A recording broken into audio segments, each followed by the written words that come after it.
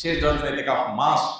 ইতিকাফটা যদি আপনি শেষ 10 দিন মসজিদে করতে পারেন এবং ইতিকাফ বসে অতিরিক্ত অপ্রয়োজনীয় মোবাইল টিপাটিপি বন্ধ করতে পারেন, অটোমেটিকলি আপনার রমজানকে আপনি সার্থক করতে পারবেন ইনশাআল্লাহ। কারণ যখন আপনি মসজিদে নিজেকে আবদ্ধ করে ফেলবেন 10 দিনের জন্য, আপনি যখন বাহিরে যেতে পারবেন না এবং অপ্রয়োজনে মোবাইল টিপাটিপি আপনি যখন করার অপশনটা বন্ধ হয়ে যাবে, অটোমেটিকলি আপনার তেলাওয়াত আসবে, দোয়া আসবে, আল্লাহর স্মরণ আসবে, আল্লাহর জিকির হবে এবং আপনি ভালো কাজ করতে পারবেন। এজন্য লাইলাতুল কদর পেতে হলেও ইতিকাফের কোনো বিকল্প নাই। ইতিকাফ করার জন্য মসজিদগুলোতে লটারি হওয়া দরকার। দুর্ভাগ্য আমাদের এখন ইতিকাফ করার জন্য লোক খুঁজে পাওয়া যায় না। এজন্য ভাইরা, ইতিকাফ এমন একটা আমল, যে আমল আপনি একবার করলে এটার যে তৃপ্তি, এটা অনুভব করলে আপনি আর ছাড়তে পারবেন না। আল্লাহ তাআলা আমাদেরকে ইতিকাফের এই গুরুত্ব বোঝার তৌফিক দান করুন। আমিন। ইতিকাফ এমন আমল যে নবী করিম সাল্লাল্লাহু আলাইহি সাল্লাম রমজান মাস যখনই রমজানের রোজা ফরজ হয়েছে দ্বিতীয় হিজরিতে, তখন থেকে তার ওফাত দশম হিজরিতে হয়েছে। এই 8 বছরের দীর্ঘ সময়ে কোনো দিন, কোনো রমজানে তিনি ইতিকাফ ছাড়েন নাই। প্রত্যেক রমজানে প্রতি বছর তিনি ইতিকাফ করেছেন। যে আমল প্রিয় নবীজি একটি রমজানে একটি বছরও ছাড়েন নাই, সেটা আপনি জীবনে 1 বছরও করেন নাই। বেশিরভাগ মুসল্লিদেরই অবস্থা। এখানে হাত তুলতে বলা হয়, কারা কারা জীবনে ইতিকাফ করেছেন, অল্প কিছু হাত উঠবে। বেশিরভাগ মানুষ জীবনে একবারও বসেন নাই। যেটা রাসূল সাল্লাল্লাহু আলাইহি ওয়াসাল্লাম জীবনে একবারও ছাড়েন নাই, সেটা আপনি জীবনে একবারও করেন নাই। আপনি কি উম্মত, কি জান্নাত প্রত্যাশী, আপনি নিজের মূল্যায়ন নিজে করেন। রাসূল সাল্লাল্লাহু আলাইহি ওয়াসাল্লাম জীবনে যেটা ছাড়েন নাই, এটা আপনি 1-2 বার হলে তো করবেন। এই জন্য ইতিকাফ করার নিয়ত করবো তো ইনশাআল্লাহ। এখন থেকে বলতেছি, কারণ ইতিকাফ 20 রমজান সন্ধ্যা সূর্য ডোবার আগে আগে আপনাকে শুরু করতে হবে।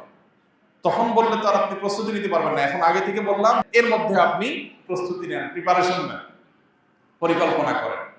তাহলে এই চতুর্মুখী চেষ্টা যদি আপনি করেন, তাহলে ইনশাআল্লাহ আপনার এই মাসটাকে আপনি সাকসেস করতে পারবেন। আল্লাহ আমাদেরকে রমজানের সকল অর্জন, সকল সুফল, সকল মাগফিরাত, নাজাত, রহমত, বরকত, কল্যাণ, সওয়াব, আজর, এগুলোকে আল্লাহ তাআলা আমাদের আমলনামায় নিজের ঘরে তোলার তৌফিক দান করুন।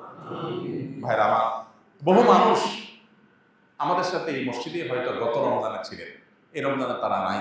আমরা এখানে যারা বসে আছি এখন, আমি কিংবা আপনি, হয়তোবা সামনের রমজানের আগে আগে দুনিয়া থেকে আমরা চলে যাবো। সামনের রমজানে হয়তো এই মসজিদ থাকবে, আমরা অনেকেই এখান থেকে আমাদেরকে তুলে নেওয়া হবে শেষ।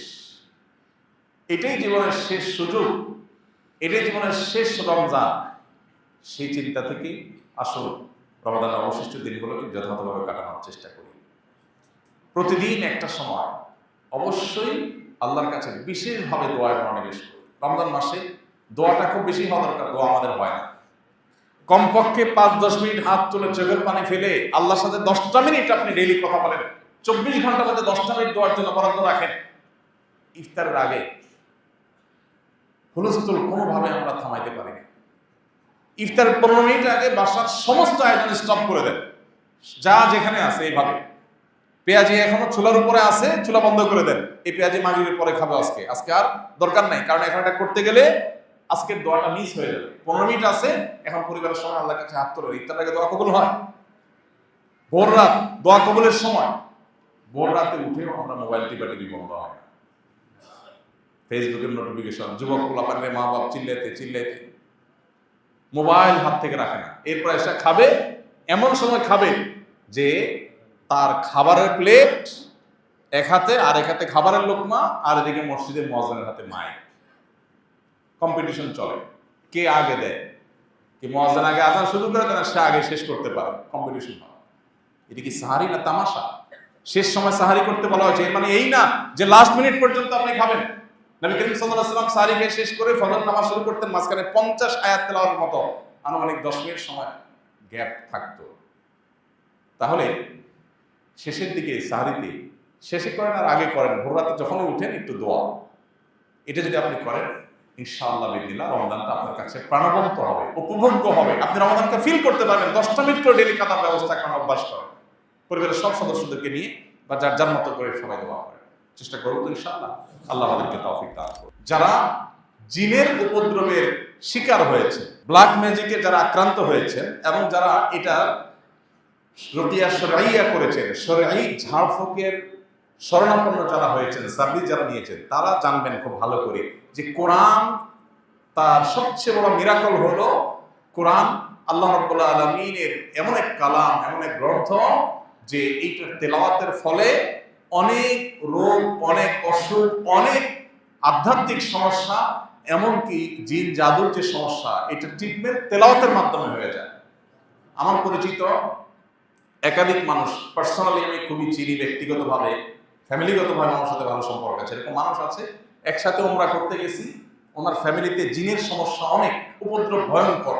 তো রমজানে যখন মক্কায় হারাম শরীফে একদিন, 2 দিন, 3 দিন তারাবির নামাজ পুরার সময় উনি ওনার ফ্যামিলি তারা সামিল হয়েছেন, তেলাওয়াত শুনেছে, এরপর থেকে তাদের অসুস্থতা ভয়ঙ্করভাবে বেড়ে গেল।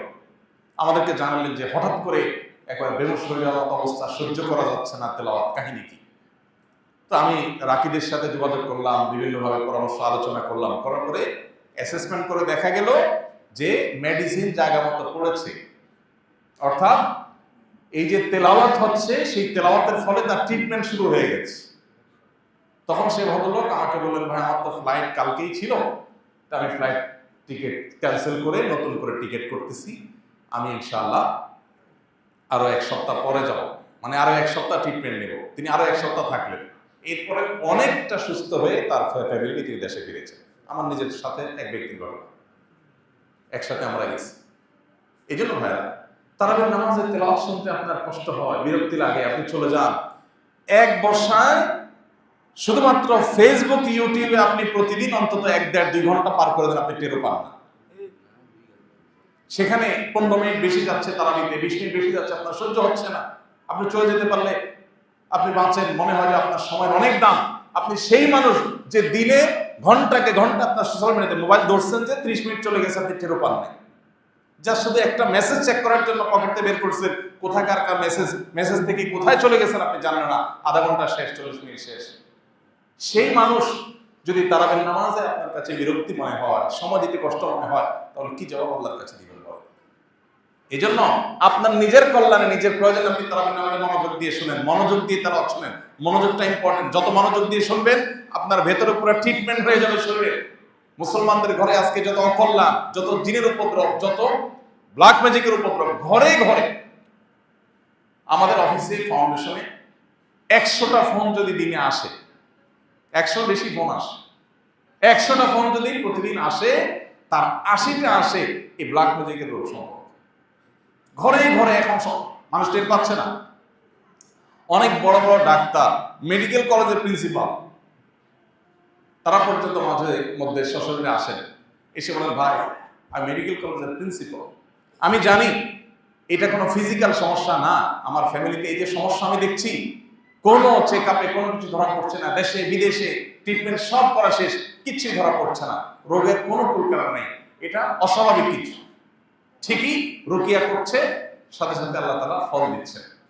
কোরআনের যদি জীবন্ত কোনো অলৌকিকত্ব দেখতে চান, তাহলে কোরআন তেলাওয়াতের মাধ্যমে কিভাবে মানুষকে আল্লাহ তাআলা ট্রিটমেন্ট করেন, এটা আপনি দেখতে পারেন ভাইরা আমার।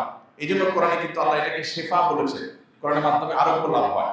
এই জন্য আমাদের রমাদানে মনোযোগ দিয়ে তারাবি শুনতে হবে, না আমাদের কল্যাণে, সব যেমন হবে, আমাদের ট্রিটমেন্ট হবে, আধ্যাত্মিক ট্রিটমেন্টও হবে, আবার বিভিন্ন ধরনের এই জিন জাদু ইত্যাদি ট্রিটমেন্টও হবে। আল্লাহ আমাদেরকে তারাবির নামাজকে সুন্দরভাবে, যথার্থভাবে আদায় করার তৌফিক দান করুন।